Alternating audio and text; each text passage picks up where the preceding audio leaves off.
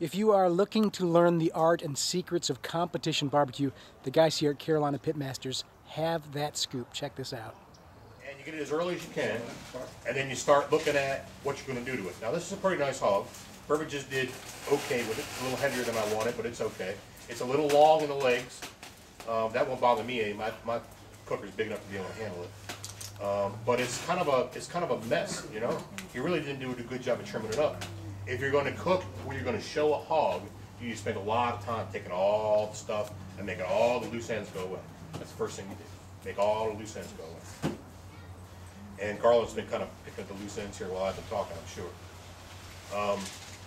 From here on out, everything for me is about bark. Bark, bark, bark. Bark is for me. Love bark. Okay, so I will take as much of the hide off of the show part of the hog as I can. We'll trim, get done. This part right in here.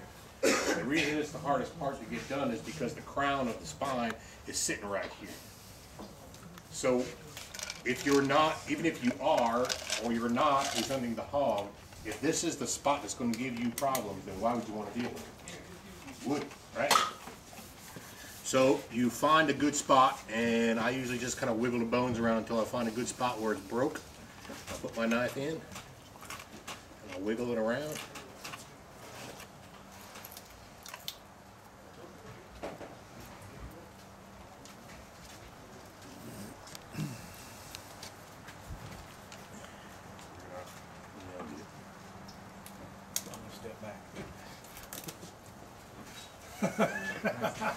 You look a little nervous over there. Go back. And then you kind of come in down here.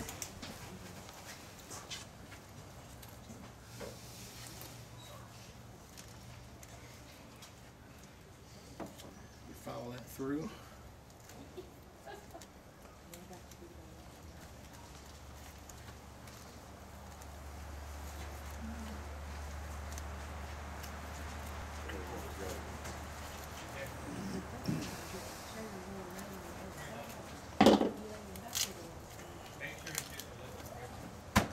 No more problem. And what did you say that was called, Jack? What? That piece I call this the crown. Okay. Yeah.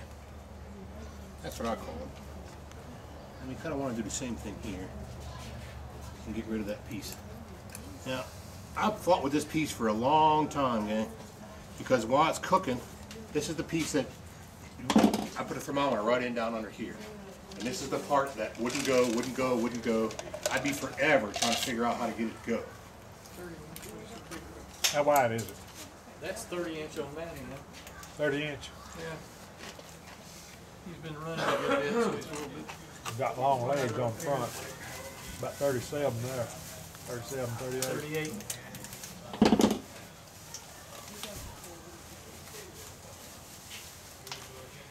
He's 38 inches.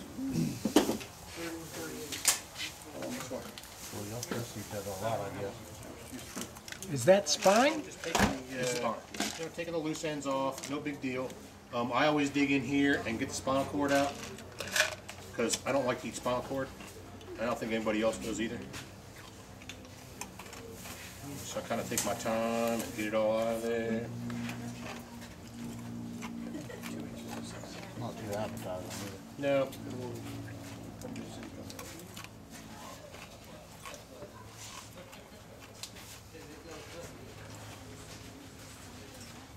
You recording this? Makes it a lot easier. Me? I'm pretty much happy with what that is right there. Only because I'm not showing this hog. We're not doing any, you know, we're not going to present it to a judge. If I was going to present it to a judge, I might be a little more careful with it to try to look around at it a little bit, make sure it's not good. But we're pretty much ready to do washing at this point in time. Now, washing has a couple of different schools of thought that goes with it. The old school guys will tell you to never put vinegar on a raw hog. They say that the pores will close up and will prevent the spices from penetrating in. I'd say crap. You know, it really is crap. I use vinegar. Vinegar is the only thing that will get underneath the bone dust and lift it off. Now, unless you're going to roll this thing out somewhere and hose it down with a hose to get it all off, you're pretty much stuck with where you are. So vinegar will get in there and pull that bone dust off. This thing has been split with a saw. All this gobbledygook garbage here you see is bone dust.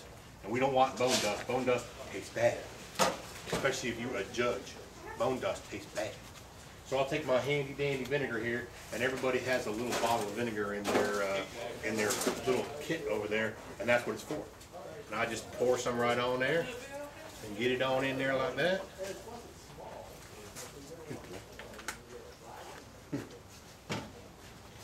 And then I take my rag and just wipe it off.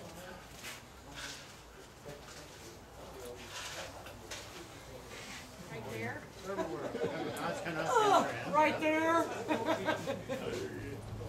Oh, sorry. Try it again. It's a ham, not a balloon. It just goes in and fills it all the cabin. Walk off. It says it's a ham. I was pointing at me now. If you'll see the size difference in between the hams on this side and the hams on that side. Yeah, this one's on steroids and that one. Yeah. This is definitely Botox. I think they draw it like It's gonna be much more effective if I have my glasses on.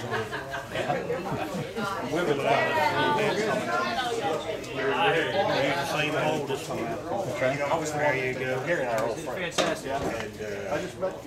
It was a willing pig. There you go. See it coming Charles, Charlotte? I named it Arlene. It reminds me just like my mother was. Hey, why she pour that glass bit into this one? then a whole. Sorry, man.